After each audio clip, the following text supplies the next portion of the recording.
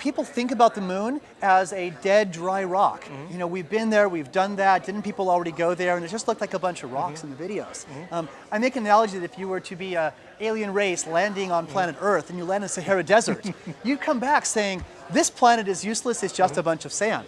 And oh my God, there's sand in the Sahara Desert. There's oil under it, there's gold just over here, there's all kinds of stuff that's out there. So I think we have a similar situation with the moon. What you may not realize is that the same materials that have brought the precious metals and resources to Earth, namely asteroids and comets, have been kind of hitting the Earth and brought a lot of those resources. Those things have been hitting the moon too all the time.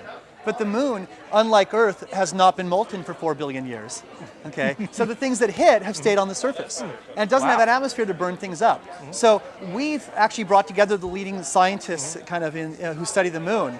And the consensus is that there's vast amounts of platinum-grade metals on the moon, just sitting there on the surface in kind of a fine-grained dust in the lunar dust. Wow. Okay? So I think there's more platinum on the moon than there is in all the mining reserves of planet Earth.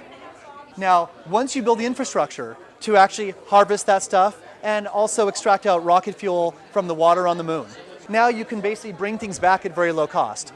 I think you could be bringing back $40 billion a year worth of platinum-grade metals every year. Wow. And that just gets the business started, because now your economics are cheap to get to. Once that infrastructure is there, it's not that expensive to get to the moon. You can now send people, you can be colonizing it. Also, the moon has like aluminum and all other kinds of resources, which you probably wouldn't want to bring back to Earth.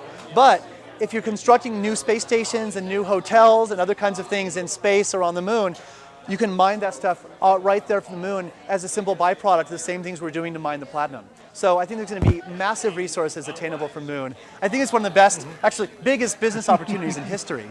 And to think about that $20 billion that it might cost for all the infrastructure, that's about the size of a small to medium-sized mining project on Earth.